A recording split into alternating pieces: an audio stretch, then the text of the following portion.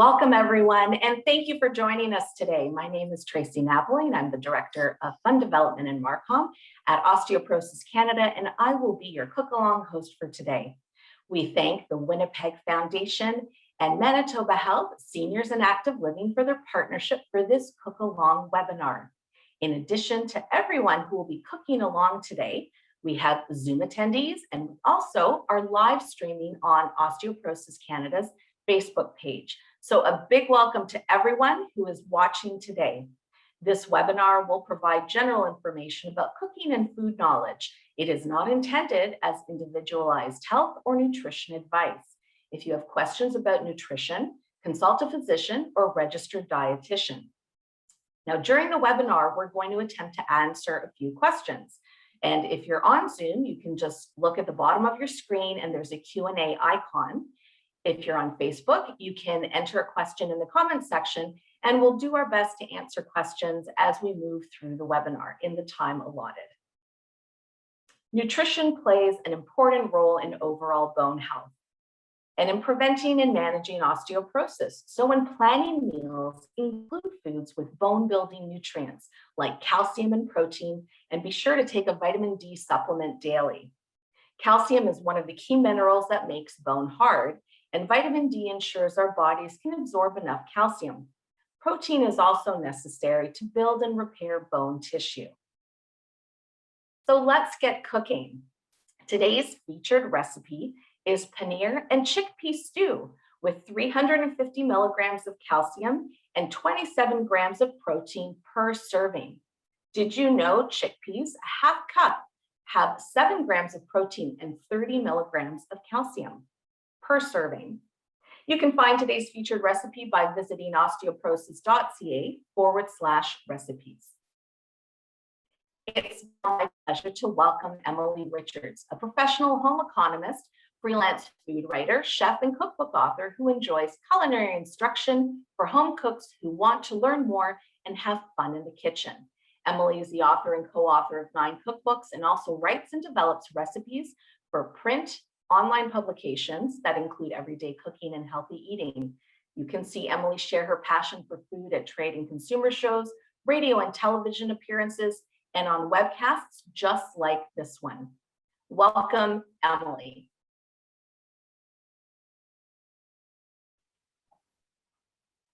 Thanks, Tracie. I always have to remember that I have to unmute myself. So I did this time, that's good. It's Tuesday night. I think it's Tuesday night. I'm losing track of the days. And we get to cook together. So I'm pretty excited. And I'm so happy that we're doing a wonderful vegetarian meal. And this is actually one of my favorites because of the flavors, the ingredients that we're using, and it uses a lot of pantry staples, which I know, I don't know about you guys, but I have a ton. It seems like I've kind of gone through and started stocking things up so that I can cook these easy meals.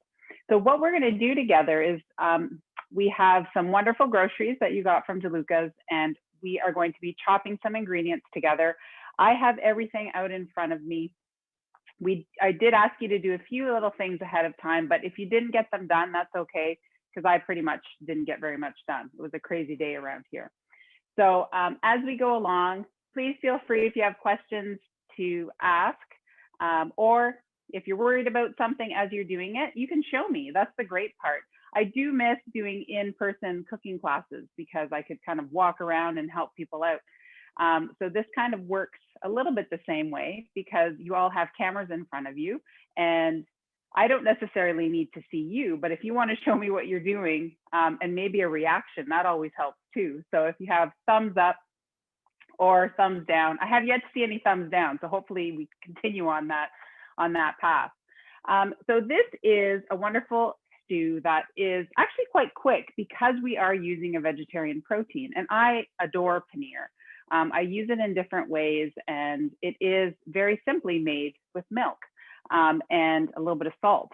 Sometimes there's lemon juice, sometimes there's not. So it's fabulous to use in so many different things. And we'll talk about it as we get to that point. But let's get chopping. And of course, I'm going to do my little food safety talk. Make sure that you've washed your hands and that your area around you is nice and clear so that as you work through the ingredients, you have plenty of room. I worked in restaurants for many years, and clean as you go was a sign that was everywhere around the restaurant, in the kitchen, because you don't want to end up with a really big mess. And you know what's even worse? When you're on camera and you have a really big mess. So you definitely don't want that. I try to clean as I go as best I can. So we're going to start off, we're kind of going to break up the recipe in kind of 2 portions because it's all essentially vegetables and vegetarian. I'm not too worried about using 2 cutting boards or working with all my vegetables first, because we're not using any meat or fish tonight. So what I thought we would do, because there's a part of the recipe that cooks a little bit, we can finish kind of chopping the rest of the ingredients as things are simmering, because it will smell nice. So the first thing we're going to chop is our onion and our garlic. I also have your recipe nearby. I like to think that I can remember everything, but I can't. So we're going to basically be chopping our garlic, carrots, onion, and ginger. Now, if you've already chopped your ginger, that's perfect. You can sit back and relax. I peeled my ginger and my garlic. This recipe has lots of garlic, has 4 cloves. If they're big cloves, they'll be beautiful. And a large onion. Now, onion sizes vary. As we all know, you can get a really small onion or a really big onion. A large onion to me is an onion that you hold in your hand and you can't wrap your hand around it. So that's the onion size that we're looking for, a nice big onion. Now, if you're not an onion fan, you can use a smaller one. But this really is building up the flavor of the sauce. I love starting sauces with onions and garlic. They're just great starters. So what we're going to do is start off chopping our onion. And as we know, the onion rolls around and it has a stem end and a root end. We're going to leave this root end intact, okay? We're going to start by cutting off the stem end here, okay? So just with your knife, have a good grip, hold on tight, cut that stem end off the onion. And now I have a flat side that will keep the onion nice and still as I cut it in half. So put your hand either side of the onion and cut right down the middle and peel it. I just find that gives me a nice little grip to peel those slippery layers of the onion, okay? And if you have, my mom always calls it a garbage bowl or something nearby that you can put all of your composting bits in, or if you have a resealable bag or container, you can add all these bits to it, because these are great additions to make soup stock. So if you want to kind of stock up your freezer, this is a great item to have. Onions can actually add flavor as well as some great color to your stock. Okay, so there's my peeled onion. Clean that up a little bit, and we're going to do 1/2 at a time. So for this recipe, we need chopped onion. And it really doesn't matter about the size. Chopped is how you chop. Where it matters is that when we chop everything, we want it all similar sized pieces so it cooks evenly, okay? So what I like to do is go lengthwise first. So you see I still have my root end on. So make lengthwise cuts, but I'm not cutting all the way down to the end of that root. I'm just gonna follow the line of the onion essentially, okay? And I'm using just the tip of my knife and working all the way down, just like so. Okay, so I have my lengthwise cuts. And usually for a chop, for a large onion, I'll cut it horizontally. So I keep my hand nice and firm on top and just kind of wiggle my knife back and forth. Again, not all the way through, but that gives me that initial cut, that kind of secondary cut in the middle. So you can already see I have a few little pieces falling off, and that's a great size for chop. So what you're going to do is just use the part of your knife and cut down nice and slow. It's not a race. And you're going to go all the way back to the knife is moving, not the onion. Okay, all the way back. And then that root end, which you typically cut off anyway, you can put that with your compost. Okay, just like so. So there's 1/2 of our onion. And if you have your saucepan handy, we're going to do some really kind of easy cleaning tonight. If you have your saucepan that you're going to be cooking in nearby, you can put your onion right in there. Normally I tell you to put it in a bowl, but I'm feeling lazy tonight. I don't want to do a lot of dishes. So the saucepan that I'm using is fairly large and wide and kind of deep, not really tall like a stock pot or a soup pot. This one's about 4 inches maybe. deep. And that's really good because it gives me a nice large surface area so the stew will cook down. Okay, so I'm going to put my onions in here. And if you wanted to make this again and you didn't have regular cooking onions, I mean, you could use red onions in here. That would be really nice. But you could also use a bunch of green onions. I often, especially, you know, I actually peeked in my garden and I saw little sprouts of garlic, green garlic coming up. So I was so excited. But chives and green onions, I tend to see popping up around this time in hopes that snow doesn't appear again. And so you could definitely, if you have a lot in the garden, this would be a great place to use it. So I'm going to repeat that process with the other half of the onion. And when you're holding on to the knife, make sure you have a good firm grip on the handle, okay? Oftentimes I see people sneak up their pointer finger right up top to guide their knife. If you could just remind yourself to keep it on to the side, it actually is more stable and gives you more strength in chopping. I know we want to kind of do this to guide it, but try to just, it's practice and it's years of form. So again, I'm just going to make those long cuts in my onion all the way down. And then that secondary cut horizontally, and then some nice cuts. Now, the one thing that I love stressing, and it's not easy for everybody, is to have a sharp knife, okay? So oftentimes there is availability through a cookware shop or where they sell knives where they'll sharpen them. It's a great place to get it done. Make sure you take it somewhere where they do sharpen knives and not other things that are blades, because they don't always have the finesse of that blade that you want for a kitchen knife, okay? And then you can just kind of keep that blade by using a honing knife, which is what you see a lot of people doing this with. It doesn't actually sharpen the blade, but it does keep that edge. So you can keep it sharp a little bit longer. All right, so our onions are in. Let's cut our garlic. So 4 cloves of garlic. If you haven't peeled them, I have a feeling DeLuca sent you peeled garlic, because if I recall, that's what they've done in the past, which I think is awesome. So I have various sizes of garlic cloves here, okay? They are, let me see if I can get it in the right, there we are. So I have some small, some big. So basically 4 cloves of however much you love garlic. If you absolutely adore garlic, then by all means, 4 huge cloves. I'm gonna do this 1 clove at a time, just so that I can show you how this process works. So again, I've left that little root end on. So a lot of people like to cut that right off and start chopping and slicing. You can treat the garlic clove the exact same way as you do the onion. So this time it's much smaller. So I'm going to use more of the tip of my knife. So making lengthwise cuts. Okay, again, not right to the edge, because I want to try to keep it together. And then flip it to the other side and do the exact same thing. Okay. And then what I'm going to do is hold on tight to the back end where that root end is, and then just do tiny little cuts up and down with my knife. Okay. So the smaller these cuts are, so the tighter I keep my knife together, the smaller the pieces are. Now, if you don't feel that they're small enough, I'm going to take off that root end, because that's the part that we're going to not use anyway. You can actually just put it into a little pile. And this is the part I know that everybody loves doing, this back and forth motion of mincing garlic. Okay.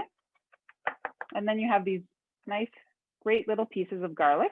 And that's going to go right into the saucepan with our onion as well. Okay. Now, if you aren't comfortable mincing garlic, you can use a garlic press or a rasp. That just gives you a much finer texture for the garlic, okay? I like mincing my garlic because it's an activity. It makes me practice my chopping skills, but it's also wonderful because I'm keeping all that wonderful flavor and all the juices in the garlic. You'll notice that I didn't kind of smash the garlic clove into the cutting board and kind of make a puree of it, because what ends up happening is a lot of that juice from the garlic ends up in your cutting board and not in the dish. So if you look at my cutting board, there's a little bit of moisture there from me cutting the garlic, but it's not a lot of juice and flavor that we're missing out of, okay? So I'm just gonna finish up with these last 2 cloves of garlic. So again, just that same process. And in this recipe, it's okay if it's not really finely minced, because we have lots of other textures in here that you won't even notice that the garlic's in there, okay? And we are cooking it right from the beginning. Now, if you're all done mincing your garlic and you have sticky fingers and a sticky knife, this is the perfect opportunity for you to go to the sink with your knife and your blade stays down, just in case you have somebody in the kitchen with you. It's always a good practice to get into if someone's cooking in the kitchen with you, and say knife, and if they're beside you, you can say beside or behind, and then go to the sink and just under some kind of cool running water, rub your fingers along the knife so that you're not only cleaning your knife, you're cleaning your fingers and helping get rid of some of that garlicky smell. So I'm going to do that right now because I have some sticky fingers, okay? And it's a really quick way to clean your knife. There, done. I always like to tell this story, and for those of you that have cooked with me before, you may have heard the story, but I'm going to tell it anyway, because I think it's a great learning lesson. At the same time, we're going to cut our carrots, okay? So hopefully you peeled them. I peeled my carrots already, and I just had them in some damp paper towel, okay? The reason why I've kept them in damp paper towels just so that they don't dry out. And if you don't want to peel them, you could always just scrub them. But those peelings from the carrots can go in that pile with the onion for that stock, okay? So you're building up your stockpile. That's kind of a play on words, just in case you didn't catch it. So what we're gonna do is cut our carrot in half. I'm gonna trim off the end here, okay, compost pile. And then again, that same process, this is a little bit rolly. And so we're going to cut it in half lengthwise so that we have 2 flat sides, okay? So we're chopping this again. If you have a skinny carrot like mine, you could simply just start chopping. But if you have a thicker carrot, you can quarter it. So cut each half in half again, and then get that into your saucepan, okay? This is the part where I see everyone kind of, their hands are going up and down, they're working hard. So this is a good time to tell you the nice story now. So it is always quicker to wash your knife in the sink. Now, I know there's some people that like to put everything in the dishwasher, including their knives. So I am a big believer of not putting in your chef's knives or your paring knives into the dishwasher. And it was after I heard this story that I didn't do it before, but I certainly didn't do it after this story. I had someone say that they loaded up their dishwasher and they always put their chef's knives in. Well, what ended up happening, and for those of you that know your dishwashers, you know that there's a spinner up top and then the spinner underneath. And they would always put their chef's knife in the top, thinking that was the safest place to be. And so what ended up happening in a cycle is that the knife fell, got caught in the spinner, and cut up the dishwasher. So after that, and the new dishwasher, no knives had ever gone into that dishwasher again. So now I know not all dishwashers are made the same, but it's a nice little story to tell for safety purposes. All right, so we have our onion, our garlic, and our carrots. Now we're moving on to our ginger.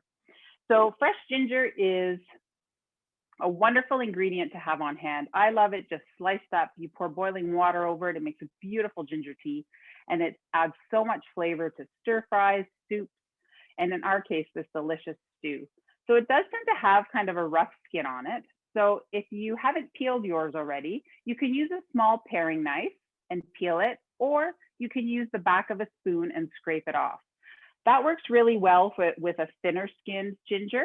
Mine's a little bit on the older side, so peeling it was the way to go for me, okay? So this is just a small little hand of ginger, and I keep it in the refrigerator. You can usually just wrap it with a little bit of foil and keep it in the crisper, okay? I find that when I leave it at room temperature, it dries out a little too much. So having the moisture in the fridge really helps. So we need 2 tablespoons. How much is 2 tablespoons? I don't know, 2 inches of ginger. So I have a couple chunks of ginger that I'm going to mince up. And in our case, or chop up, if there's a little extra, that's okay. It's just gonna taste even better, okay?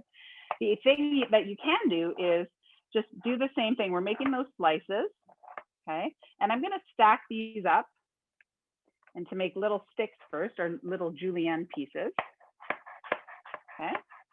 And again, the smaller they are, the thinner they are. And then when I'm gonna do that same little mince cut, just like we did with the garlic, okay? And there's our chopped ginger. And you can just do that with all of your ginger, okay? So if you happen to chop too much and you really only wanna use 2 tablespoons, which is totally okay, because that's what's in the recipe, if you mince a little extra, you can just freeze it, okay? Ginger freezes beautifully. And then next time you go to make something, you can just pull out your minced ginger right from the freezer and add it to the soup or stew. Or if you want to make tea with it, you definitely can. So I'm going to add this other little chunk here because I know that that is not 2 tablespoons of ginger. Okay. And if you want it a little bit smaller, just do that same process like we did with the garlic and put it into a little pile and then just do your back and forth motion. So I'll do that as well. Okay, so just kind of up and down. This is always the money shot that people want to see when it's nice and fast. Even if you're not an expert chopper, it always looks really cool.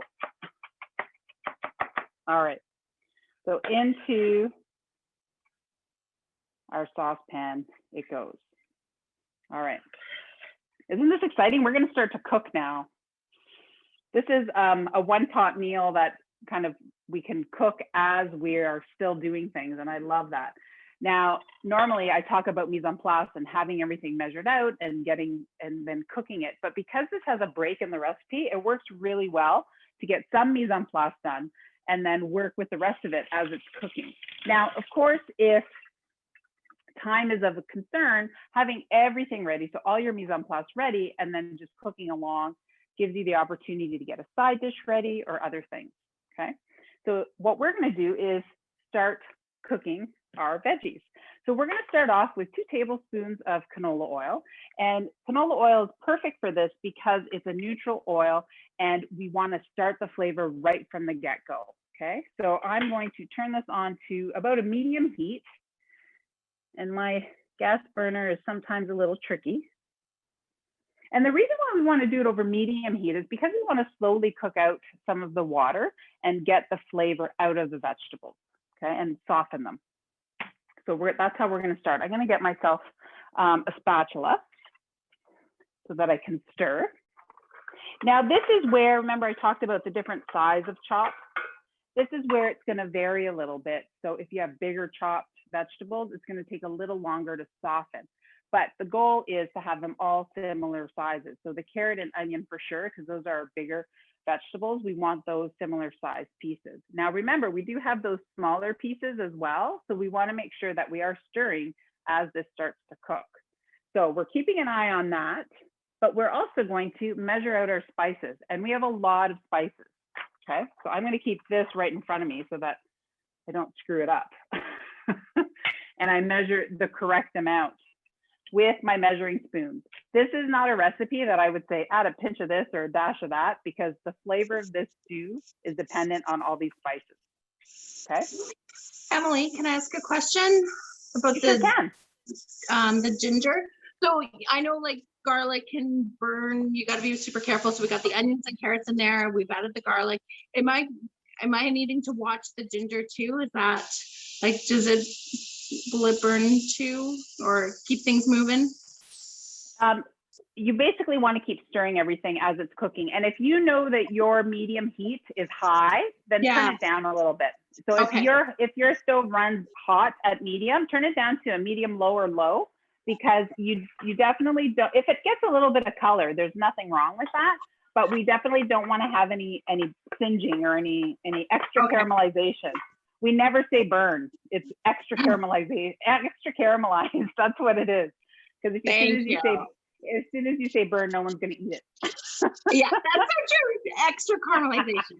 I will practice that new term. Thank you, Emily. You're welcome. All right, so measuring spoons in hand. I'm going to use just a little bowl to put all my spices in because they do go in at the same time. And I'm going to start off with 2 tablespoons of curry powder. Okay. I'm just going to kind of level it off as I measure it in. And I love the aromas of these spices. I love the colors of these spices. They offer up amazing flavor. Now, it's curry paste or curry powder that you can use. And just kind of as an FYI, curry paste comes in a jar that you can keep in the refrigerator. And both curry powder and paste is a combination of different spices. So really, you can use it on its own to provide lots of flavor, but we're bulking it up with other ingredients, other spices to just have a flavor bomb go off in our mouth with all these spices, okay? So we're gonna add 2 teaspoons of garam masala. And garam masala is another one that is a mixture of different spices. And sometimes you'll actually see it in, both of them have like hints of cinnamon and cloves. And sometimes you'll see them actually used in sweet dishes, which is really nice because it just gives you a nice little bit of a different flavor in baking. All right, then we're gonna add a 1.5 teaspoons of ground cumin. So I'm gonna measure that out as well. So cumin is often one of the ingredients in a curry or garam masala, but we're gonna bump it up a little bit more here and add that. And if you wanted to, you could kind of bump up the flavor of your ground cumin by making your own ground cumin. You can use cumin seeds, toast them up, and then grind them in a coffee maker or a spice grinder, and they're absolutely delicious. Mind you, remember that you did them in the coffee grinder because then cumin scented coffee is not always what you want to wake up to. Trust me, been there, done that. All right, here's our sweet spices, what we associate with sweet. 1/4 teaspoon of cinnamon and 1/4 teaspoon of cloves. So oftentimes we tend to think that something's sweet just because of the spice that's used in it. And in our case, these spices that we're using are going to offer a balance with some of the spice. Now, if you want, you can add some cayenne pepper. That really kind of kicks up the heat, just a pinch, or you could just add a little bit of black pepper if you wanted to, okay? I'm gonna add just a smidge because I know that this needs to be family friendly in my house. So I'm just adding a little bit of cayenne. All right, okay. Take a little smell of all those spices because guess what? The way they smell now is completely different when you cook with them because then they heat up, they warm up, and everything gets so much flavor, okay? So how's our vegetables doing? Are they looking soft? I'm getting a little bit of a golden color on mine. So I know that I'm just gonna turn my heat down a smidge. Have to make sure that I'm going the right way. There we go, okay. And once your onion mixture is softened, and you can kind of see everything start to wilt, the onions in particular, because they have the most water, they'll look much softer. And you may get a little bit of a golden brown hue on the bottom of your pan. That's a perfect time to add your spices. And what I usually do is I don't just dump them all in, I sprinkle them over. It's a nice gentle little motion, just so that at the same time, they're kind of getting mixed together, okay? And then we're gonna stir this and let it cook. And that's really where the aroma starts to get a little bit stronger and we start to cook the flavor of the spices right into the vegetables and right into the dish, okay? So for this, we're gonna just change things up slightly, not really. We're just going to change the order of the ingredients. I want you to add your broth and your tomatoes, okay? So we're using 4 cups of vegetable broth. And the reason why we're using vegetable broth is because it's vegetarian, but this would be delicious with chicken if you wanted to use chicken. So you could use chicken broth, okay? So we're gonna add that broth in there. And I'm just using a ready-made vegetable broth, but if you had saved all your veggies from past cooking and made a broth, vegetable broth, super easy, takes usually about half an hour to build all that flavor. And then you can use that for your vegetable broth. Okay, so we're gonna add our broth and our tomatoes. And the tomatoes we're using are crushed. So they're not super thin like a tomato sauce. They do have some thickness to them, okay? And typically when you take a look at, I'm gonna turn to the right side here so I can actually see. Typically crushed tomatoes are literally just crushed tomatoes, and they usually have salt because that's a little bit of a preservative. So what it is, it's that pulp of the tomatoes that makes it nice and thick. So a little bit different than regular, like a tomato sauce or a pasta sauce. So this is gonna add lots of body to our stew, but a wonderful color as well, okay? So we're going to just pour that in. And don't forget that a lot of it stays in the can. So what I like to do is just grab a spatula and make sure I get it all out. The other thing you could do is if you have a little bit of broth left, you could always just splash a little bit around in your can and then rinse it out. There we are. I'll keep that handy because I'll probably need it again. All right, so make sure you give that a good stir. You can start to see probably a nice golden color from the curry powder in there, okay? And then what I'm gonna do is just turn this up a smidge. I don't want it to come to the boil quite yet, okay? Because we're gonna cut our paneer and slide it in. That just gives us an opportunity to cook as our stew is simmering. So I'm gonna grab my paneer from the fridge. And hey, paneer, Emily. Sorry, yes, Emily. Hey, it's Tracie. okay. Could we just, I'm just thinking, I see everyone cooking. Could we check in and just make sure how everyone's doing, see how everyone's doing? Oh yeah, for sure. Is everyone, how is everyone doing? Am I tiring everyone out tonight? I'm keeping you on your toes, that's for sure. I see about smiles, a minute or so so that's good. behind you. You're a minute behind me. Perfect. I'll work slower. That's what I need to hear. Yeah. I made a little new mise en place bowl for you. Oh, that's nice. Show Is that me cute? again. There you go. That's so cute. I love that. I have a I whole need to get- series now. I need to get nice bowls like that, Tracie. Can we put that on for the next cook-along? Yeah. Maybe if we find a partner who would like to provide them. Well, sponsor me and I'll make you lots of bowls. There we go. There we You'll go. have lots. That looks Here's great. a hilarious one. This is my Borson bowl because my Borson kept drying out. Oh, that's so smart. Lorna's done other cook-alongs with us, and so she's great at pottery, and she likes to show us all her creations. I just wanted to double check because I think we got a message on chat. Barbara, how are you doing?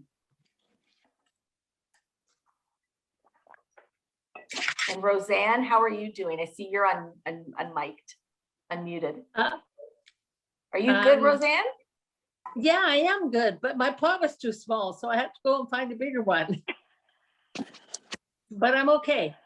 That's Oh, a good. I common know. thing that happens to all of us, right, Emily?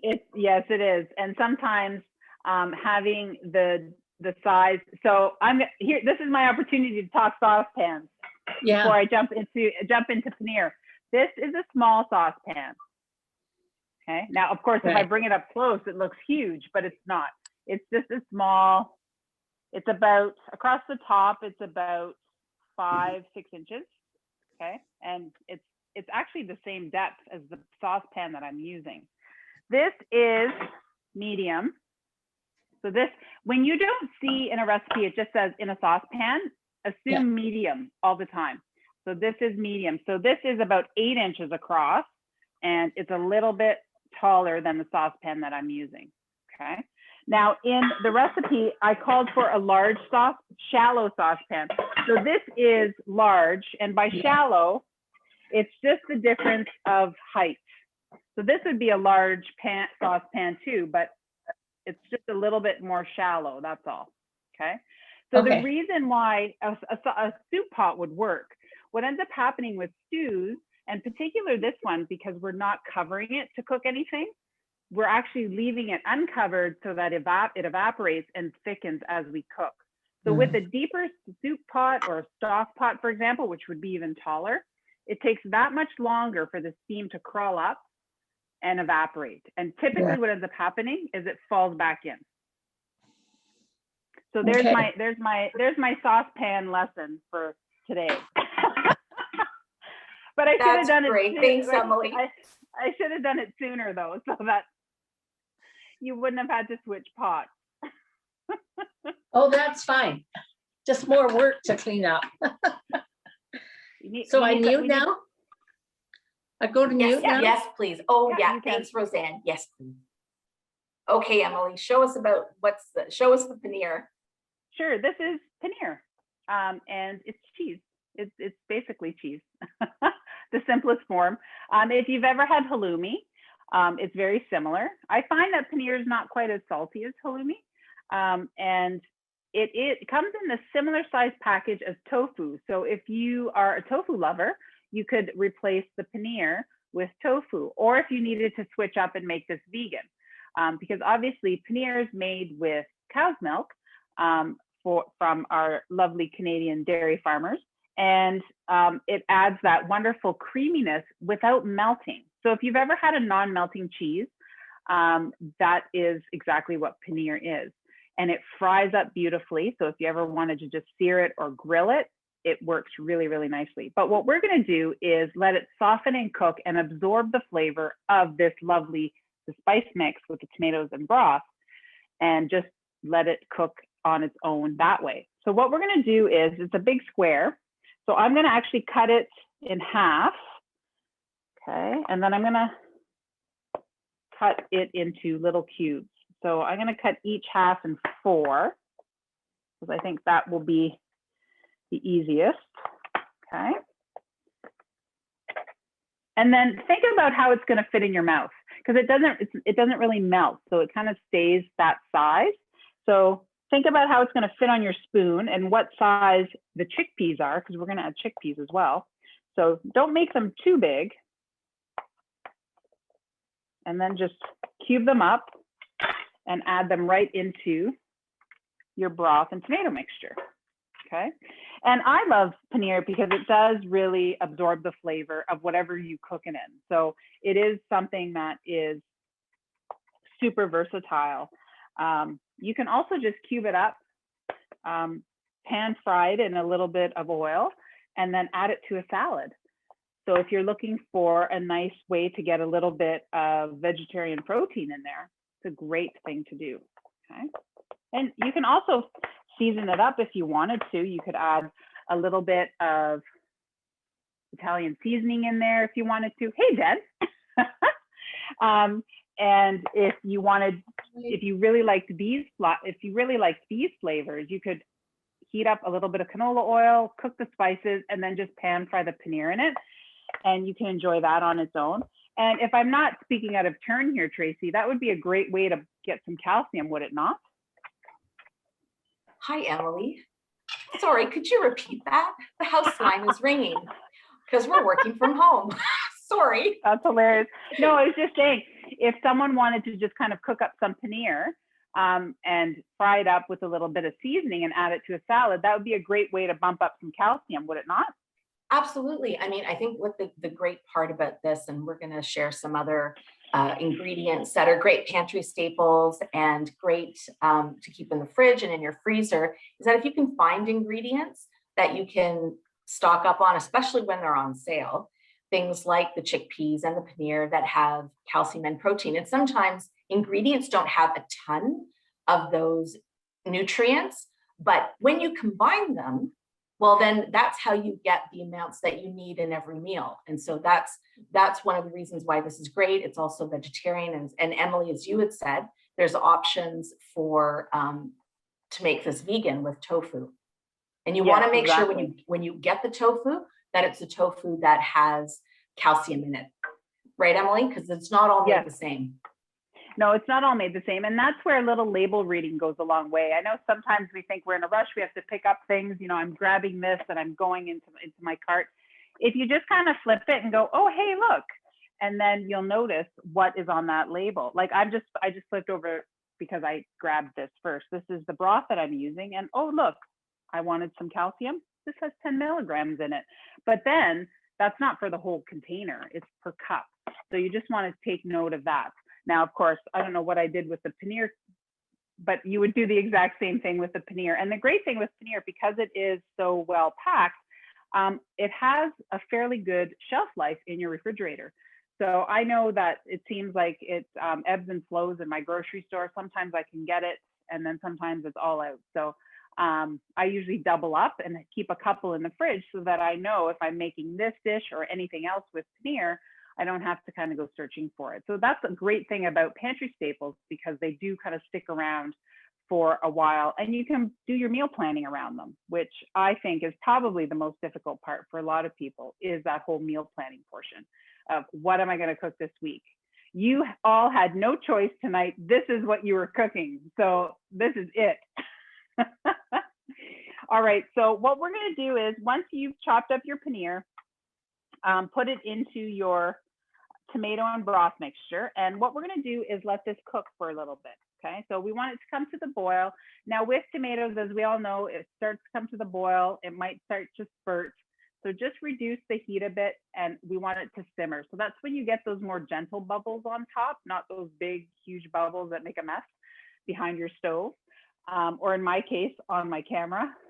So once you see those bigger bubbles start, just reduce it, and it's going to simmer for a bit. So this is our kind of first break point, where we can continue getting things ready while our dish is simmering. Okay, so this might be, if you had everything chopped already, this would be a great time if you wanted to make some rice, for example, or if you wanted to make a salad to add to your dinner. So it's really nice when you can look at a recipe as a whole and break it up and use those times in between to get other parts of your meal together.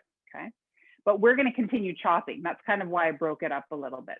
Okay, so how's everybody doing? Does everyone have their paneer in the tomato in their pot? Any questions so far? Thumbs up, that's good. Smiley faces, that helps too. Awesome. All right, so we're going to do a little bit more chopping. Not too much, trust me, but we are going to deal with a pepper. I have a yellow pepper. If it's red, green, white, purple, there are purple peppers out there. Doesn't matter. We are going to add some pepper to it. And this just adds a nice little bit of sweetness.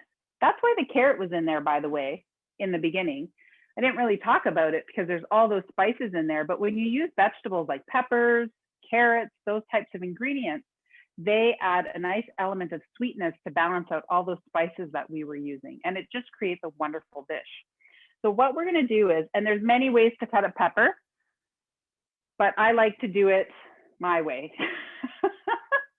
But you already cut yours. See, you guys are so fast. Tracie, I think they're going to have to start doing the cook-alongs, and I'll just follow them next time. Okay, that's we'll see. They're all doing great. This is so amazing. All right, I see some bigger bubbles in my pot, so let me just turn this down before I get scalded, as it's right beside me. There we go. All right, so what I usually do is I just cut kind of the four sides of the pepper off, as close as I can to that stem end. Now, the reason why I do this is because in hopes I'm not going to get seeds all over my cutting board. Seeds get everywhere. Now, this isn't a hot pepper, so it's not that big of a deal. But I will take my time so that, oh, this one barely has any seeds in it. Go figure. So cut all around the stem. So I have my 4 quarters, and then this little end bit, we don't want to not use that. I'm going to cut it right at the end. So all I'm left with are the seeds the stem, and the ribs from the inside of the pepper, okay? So again, this could go into compost. If you're gonna add this to a soup stock bag or container, this will offer up a fairly strong flavor. Pepper tends to offer up a stronger flavor. So if you're not a huge pepper fan, you might wanna set it aside for compost as opposed to your stock bag, okay? Did I see a question pop up, Tracie? Or maybe I'm just No, seeing I things. don't Okay. think so, unless I'll just check the gallery here.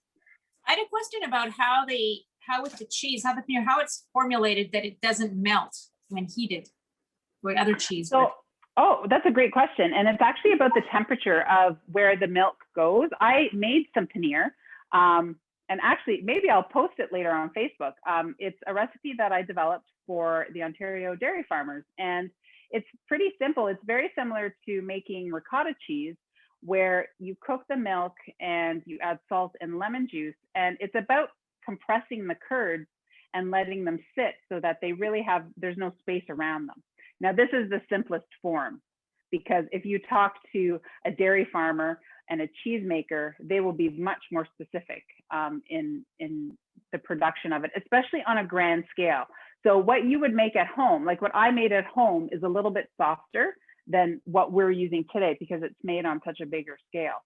But most paneers, and it'll even say right on the packaging that it only uses 3 ingredients, which is typically milk, citric acid, which would be lemon juice that I would use at home, and salt. And then it's really compressing it. So if you take, tofu is a great example to kind of think about it, because if you have firm tofu and soft tofu, it's the different stages of compressing when they cut the curds and then let it sit. So extra firm tofu, they let it sit and drain and for a longer period of time to compress it. Now, let's be honest, if you leave any type of grilling cheese on the grill long enough, it will melt. That would be that over caramelization I was talking about. So if you've ever had halloumi cheese, and I've done this before, I've put it on the grill and kind of turned away and then it fell right through the grill. There's a possibility that that could happen with paneer too. And you should notice as it simmers away in the stew, in the liquid, that it'll kind of, we had kind of jagged straight edges when we cut it, but as it simmers away, they should soften. So it just kind of on the outer edges gets a nice little soft texture, but you should still get that firmness when you go to eat it. Does that make sense? I hope that makes sense, Maureen. All right. Yeah, thanks a lot. Oh, you're welcome.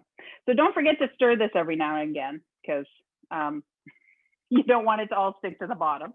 And then we'll go back to our pepper and start chopping our pepper. Now, if you're not a fan Emily? of, oh yeah. Yes. Can you tell me what is this halloumi cheese you keep speaking about? Oh, well, you know what? I just happen to have some in my fridge. Let me get it. So it's a little bit smaller in size, okay? And this one is just plain halloumi. And it's made in a very similar way as paneer is, but this one I think has a few different ingredients. So this one has milk, salt, enzyme, so kind of like a rennet, I would think, calcium chloride, and this one actually has a little bit of mint in it, so flavoring. And I think this one, the process of halloumi, and again, I'm not read up on this, but it's kind of, the curds are cut and then pressed together, and halloumi typically is folded as opposed to pressed in a square. So it has a slightly different shape. I'll hold it up here and see if you can, let me see if I can find the camera. There it is. So it's a little bit more of a smaller rectangle. It's only about 1.5 inches thick, but it's just as firm as paneer. And this is very this is much saltier than paneer. So this you'll find in a lot of Middle Eastern cuisine. It's used a lot in Greek cooking, and it's delicious, just pan fried in a little bit of canola oil. And you could put a little pesto with it, or some chopped olives, some dried tomatoes, and just enjoy it with bread. So typically it's eaten as an appetizer, but you could actually use it in a similar way as paneer and add it to salads and things like that. So for calcium, I'm just gonna check this out because we're right here, Tracie. So this one, a 4 centimeter cube which is almost 2 inches. So probably a quarter of this. It says it has 350 milligrams of calcium. That kind of blows me away, Tracie. Isn't that, I know, there's a lot of ingredients. And I think what you're demonstrating right here is really read the product labels. You know, you'd be amazed to find, you know, what nutrients are in different foods. So definitely make sure you read your product labels, because also not all products are created equal depending on who puts the product out. So that's great. And if you are, we do have a lot of, oh, sorry, I was just going to say, we do have a lot of people that are concerned about salt. So that's why Paneer is a great choice for this, so that we keep sodium lower. Exactly. But if you're not, and you can try either. Halloumi is the way to go. Yeah. The other thing with a lot of these cheeses, because they're pressed and they do, I mean, there is some salt in all of it because they need it as a preservative, but the fact that it is contained, and just like the Paneer in a wax seal, it lasts in your refrigerator. Like this one's good till, I think, the end of April. So as a pantry item, I know that I have this in my cheese drawer that I can pull it out and make something with it. And this is actually something that I try to hide because the boys really like this. My 2 sons love this cheese because it's so salty. So when I make it, I just try to make it for my husband and I, and you know, maybe we'll have some wine with it and it'll be a great night. But it's in the, now I've let everybody know it's here. So now I'm in trouble. All right, so let's chop our pepper. And the pepper's going in a little bit later because I want the texture of the pepper to come through. I want it to be a little crisper. If you're not a fan of biting into your pepper and it having a little bit of crunch, you can add your pepper with the Paneer, okay? And it'll be a softer texture. So please feel free. If your pepper is chopped and you don't want it on the crispy side, you can go ahead and add the pepper in there already, okay? So what I'm gonna do is just essentially cut my pepper into similar sized pieces as everything else, okay? So just again, trying to cut, keep it on the flat side down, and then cut it into strips, thicker chunks, and then chopping it up, okay? Now, what I will tell you is if your knife is not very sharp, it will be very difficult for you to go through the skin of a pepper. That's a good sign to tell you that your knife is not very sharp. So if you're having some resistance cutting through that pepper skin, flip your pepper over, just hold on tight to it, okay? And cut it that way, because the inside is a little bit easier to cut through. So you don't have to have your knife kind of wiggling and maybe have it slide, because we definitely don't want that to happen, okay? There we go. And I'm gonna cut up this last quarter. And then the last thing we're gonna chop is, did you guys get cilantro or mint from DeLuca's? Or maybe they gave you both? Cilantro? Okay, perfect. So I have both. I'm gonna add a little bit of cilantro and mint. But what I want you to do is, for the cilantro, I'm just gonna push my pepper over to this side. So I'm not gonna add that quite yet. So with your cilantro, you have these lovely little leaves, okay? I just want you to, we're mainly gonna use the leaves, but you can use the smaller, delicate stems as well, okay? To chop up. So I'm just gonna take mainly the leaves, and we need 2 tablespoons. Now, again, I love fresh herbs, so if you happen to chop a little extra, you can always stir it right in. But if you're not a fan of cilantro, you can hold off and just sprinkle it on at the end, okay? Or taste it without the cilantro and then taste it with the cilantro and see what you think, because I think there is quite a bit of difference with and without. And oftentimes in recipes with cilantro, many people will say, oh, well, you know, just leave it out.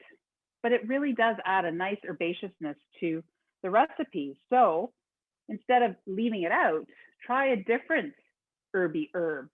Doesn't really make sense, but something that has that fragrance like cilantro.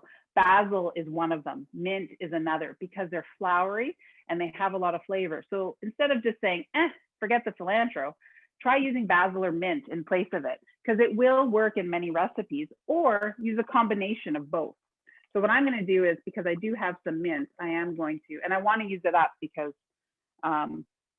it's a delicate herb, much like cilantro. So for mint, all I'm doing is just pulling off those leaves. Mint tends to have a slightly thicker stem. Now, if I wanted to kind of have a very soft flavor of cilantro and mint, I would actually take these thicker stems and let them simmer in the stew with it, and then just pull them out at the end. But I like that little bit of green, so I'm going to add the leaves in here as well. Okay. So basically, when it comes to fresh herbs, you just want to kind of pinch them together, and I'm putting my cilantro and mint together, make a nice little pile. Okay. And then you're going to stay nice and tight again with your knife and do those nice up and down little cuts. And again, it's the knife moving, not the food, closer to your other hand. Okay. And then you can kind of just give it a little twist and do that lovely little up and down motion to get a nice finer chop. Okay. Now, to get a fresh flavor, we're going to add the cilantro at the end and just cook it in. But if you love cilantro, I want you to get a little risky here and take some and add it now, just because. This is a very Mediterranean thing, by the way. This is something that growing up, my background's Italian, so we would get herbs in there in the beginning and during and at the end, just to get that wonderful flavor. Also because we had gardens full of herbs that we needed to use up. So just add a little bit in there, and you might be surprised because there will be a little bit of a contrast of flavor with the cooked cilantro and the fresh. All right. So basically what's happening here is we're reducing the sauce a little bit. We're getting a little bit of flavor. But if you take a look at your paneer, I don't know if you'll see this in my camera, but I'll turn it this way. Your paneer should almost look a little bit puffed up and swollen because it's absorbing the sauce. And if you touch it, it should be softer than when you cut it, but it's still in that cube shape, okay? Don't burn yourself when you're doing that, by the way, because that was really hot. Easy. I also had a earpiece fall out. There we go. All right. Any questions so far? Is everyone good? Everybody looks good. Okay. So I have some really nice bubbles happening here. If you haven't opened up your can of chickpeas, I want you to do that. And I want you to drain and rinse them because the chickpeas are going in at the same time as our pepper. Okay. Now, chickpeas, if you cook them yourself from dried, so I usually soak them overnight and then boil them. That's where you can control the consistency of them. So if they're really soft or firm. I find when you get canned chickpeas, it can be all over the place. So some are more firm in texture than others.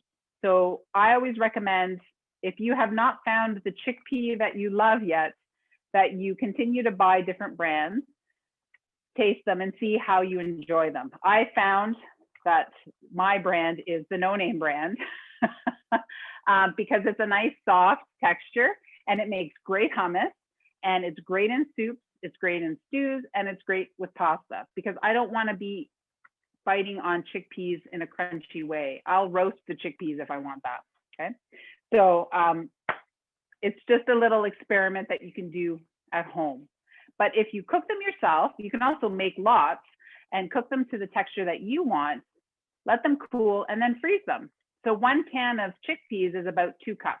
So you can just package them up as 2 cups of chickpeas, and then you'll always have chickpeas at the ready from the freezer, ready to add to recipes. And in this recipe, you can add them from frozen, which would be great because then they'll just cook through. Now, the reason why we're adding chickpeas, they have fiber, they have protein, and guess what? They're starchy. So they're gonna add a little bit of thickness to the stew as well, okay? You could use white beans, you could use really whatever bean that you happen to have, but here, Tracie and I love chickpeas, so chickpeas are where it's at. We both like the flavor, we both grew up with them, and here they are perfect. And if you weren't a tofu fan, if you were, again, making this for a vegan, you could just double up on the chickpeas and use 2 cans instead of 1, okay? So if your stew looks a little bit thicker And by thicker, I mean when you stir it, you can start to see kind of that thickness of the tomatoes on the bottom, and the texture of that paneer change, like I showed you. We can add the rest of our ingredients, okay? So we're gonna add our pepper, our chickpeas, and I did already drain and rinse mine. Reason being, it just rinses away a little bit of that residual packing liquid in there. For those of you that are testing out aquafaba, you're going to keep the chickpea liquid, and then you can make lots of things with it. I have not made anything with it, but I know a lot of people are in love with aquafaba, so you could definitely experiment with that. I remember there was a time that I think everyone just threw the whole can, packing liquid and all, into the recipes. But it is such a nice, cleaner flavor of the bean itself when you rinse it, okay? And if you are looking, again, lower sodium wise, you can find no salt added legumes and beans in cans. You just have to read the label. Does someone have a question? Just gonna say, can that, the liquid that the chickpeas are in, it's safe and it could be used in anything? Is it just because it adds a different taste that one might not like that we don't use it? It is kind of a combination of all of that. It's fine you can definitely enjoy it. And I think there's an old chili recipe that I have that I still use the packing liquid of the beans because it helps thicken it. So it does have some of the starch from the beans in there. It does also have the salt from just the packing of it. So they can come across as a little bit saltier when you use that liquid. So most often now, that is one of the main reasons why it's rinsed before using it. And the other reason is that in some cans, it almost has a little bit of a tinny taste. So by rinsing it, that packing liquid away, it helps.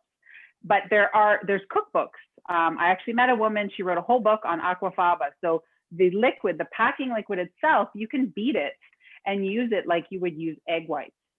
My daughter made a whole pavlova with it. Yeah. So it was fabulous. You wouldn't know it wasn't.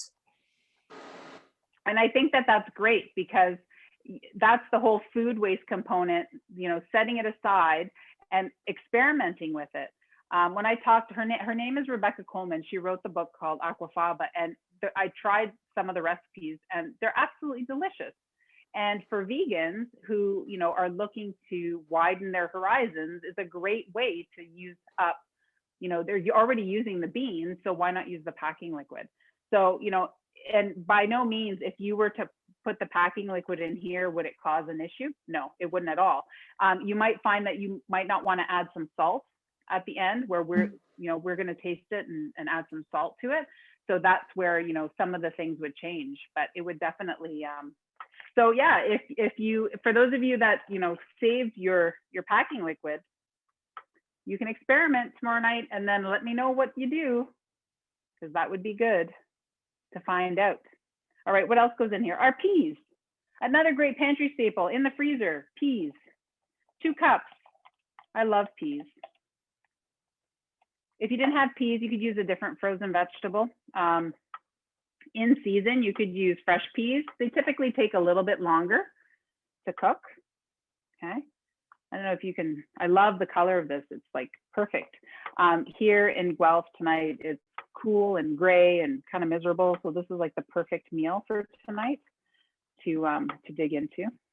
And then I'm also gonna add some salt. Now, if you wanna hold off, you can taste the sauce as it's simmering away and add less salt if you want, because it will vary also on the vegetable broth that you used, okay? So if it's a no salt added or reduced salt or full salt, it will impact how much salt you want to add, okay?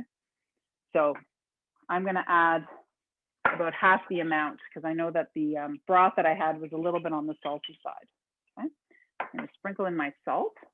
And then I'm going to, pardon me? Mine tasted great. Oh, good. with or without the salt? Without the salt. I thought it was good just as it was. Perfect. And that would be, again, the variations of the paneers as well. So because that varies depending on who's making it. And so it's always good to taste it and then see if you need to add it. And then you can also add your cilantro if you want, or you can hold off. But what we're gonna do while this simmers away, I just wanted to, because I know you all got some naan, I wanted to tell you how to warm it up, because I think it's perfectly suited to this dish because there's such a lovely sauce to it. And I actually try to eat all the chunky bits so that I have extra sauce left over, because it's delicious with rice the next day, okay? And I actually made rice last night, so I saved some, okay? And I put peas in it, because I love peas. And I'm hoping that there'll be enough sauce left over so that I can have it with rice. So in our break periods of that 15 minutes, that first initial simmer, or this 10 minutes where it's simmering away, you can cook up some rice if you want, or you can heat up your naan. So if you have a larger stack of naan that you know that you're going to be eating, if you're only using one naan, I will show you what to do with that. But this is for a larger stack. So if you wanted to heat up the whole pack, for example, I take it out of its wrapper and I wrap the whole stack in plastic wrap, okay? And if they're feeling a little stale, you can just sprinkle a little water in between each one, wrap it with foil, and then just put it into a 350-degree oven. And usually within 5 to 10 minutes, they'll steam, fluff up, and become really nice and soft. And that's exactly what you want, so that you can open them up and they'll be all steamy and soft and perfect to serve with your stew. Now, the other thing that you can do, I'm going to move this back here because I want to show you what I do on this burner. I'm just going to keep it cooking back here on my stove so that we're not losing cooking time, okay? And what you can do is, just with a skillet large enough to fit your naan, okay? You're going to heat up a little canola oil, just like this, little drizzle. If you have canola cooking spray, you could do the same thing, okay? And then you're gonna toast it in your skillet. Now, if you're outside barbecuing, you could also put it on the grill, because non-grilled is absolutely delicious, okay? So I'm just gonna kind of rub it on both sides here in the oil so that it's coated, and then I'm gonna toast it up. Now, it already has a few little golden brown bits on it, but as you warm it up, more will pop through, okay? And that's okay, because that means you know it's gonna be nice and warm. So I'm gonna grab some tongs. How's everyone doing? Is your kitchen smelling amazing? I hope it is. Hey, do we want to see what everyone's cooking? If we can maybe put some of the dishes up to the camera? How about we check out what some of you are cooking? Yeah, let's see. Oh, we've got Judy. I can see hers. Oh, Lorna's looks great. Oh, I see it. Simmering on the stove. Hey, that looks like my pot.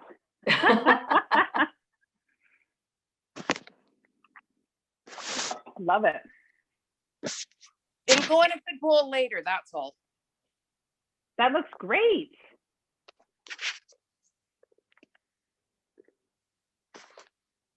Love it. It's always great when you can look at everyone's pots and they look the same. That's a good sign. Oh, I see a helper in the kitchen. I love helpers. There's another beautiful pot simmering away.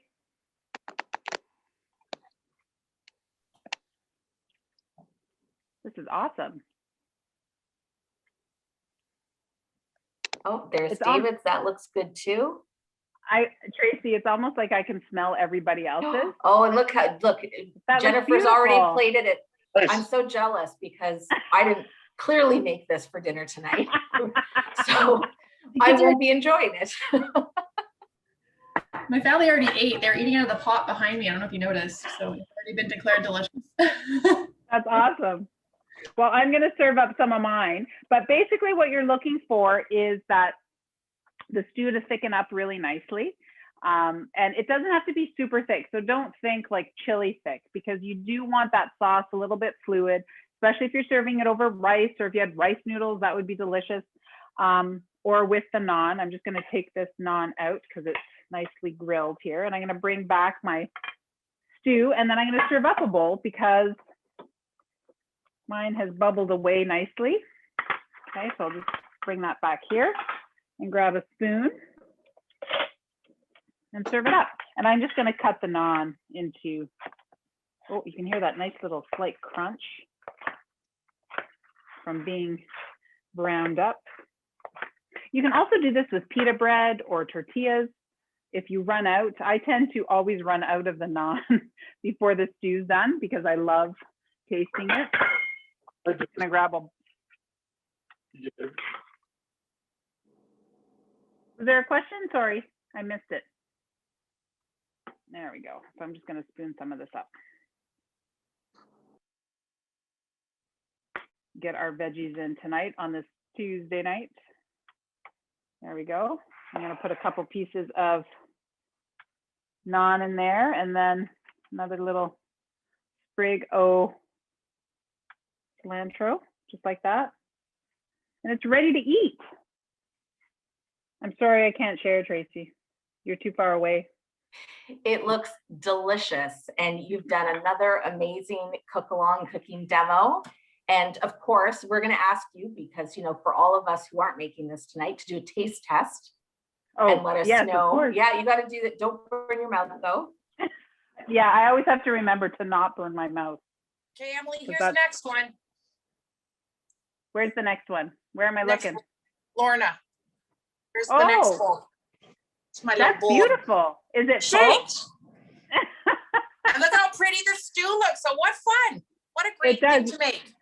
That will be a lovely Instagram photo, Lorna. Yes, feel free to post. Feel free to post. I'll tag you guys. Okay, well, Emily, good. I mean, I know it's good. It looks delicious, and it's a great option, especially if you're looking for a vegetarian, or if you make it vegan with tofu. So really happy that everyone who attended and Emily who did this. We're just going to wrap things up tonight. We want to thank everyone who attended. I am going to share just a few items, just, you know, to help when you're grocery shopping. Sorry, there we go. So, you know, it's not about buying everything at once. It's finding sales and picking up a couple of items that you can put in your pantry, like powdered milk, canned meats, and dried or canned beans. White beans are also great because they also have calcium. And then also for your refrigerator and your freezer, there's great items that you can keep on hand so that you can make sure that you're getting the nutrients you need to build strong and healthy bones. And for more information, there's great tools on the Osteoporosis Canada website. You can calculate your calcium using the calcium calculator. We have other recipes. There's lots of other recipes that you can find on the website. And there's also the Know Your Risk quiz. And if you want to learn more about osteoporosis and bone health and your risk of osteoporosis, it's a great quiz. So please be sure to get on the site and take that quiz. And this will be up on the OC Replay webpage in about 48 hours. You can watch past webinars, including past cook-alongs and cooking demos. So you can get all this information and more. A big thank you to our partners, because without our partners, this is how we make things happen. So the Winnipeg Foundation and Manitoba Health Seniors and Active Living, thank you very much. And a big thank you as always to Emily, who does an outstanding job, and to DeLuca's, who packages such great ingredients and gets them delivered for the participants for the cook-along. Thank you very much to them. Now, we have one more cook-along. Now, the cook-along is sold out. So unfortunately, if you live in Winnipeg, we're not able to add anybody else to that, but you can register to watch. And you can do so by just putting in the URL osteoporosis.ca/cooking demo. It's on Tuesday, March 30th, and it is shrimp and herb stuffed shells. And if you're not really comfortable cooking fish or seafood, this is a great way to get that introduced into your kitchen so that you can learn confidently how to make a dish with fish and seafood, which is an excellent source of protein. So we hope to see you then. Follow us on Facebook, Instagram, and Twitter. Visit our website. I hope you all stay well and stay connected, and see you all soon. Take care, everyone. Thank you. Enjoy your everybody. dinner.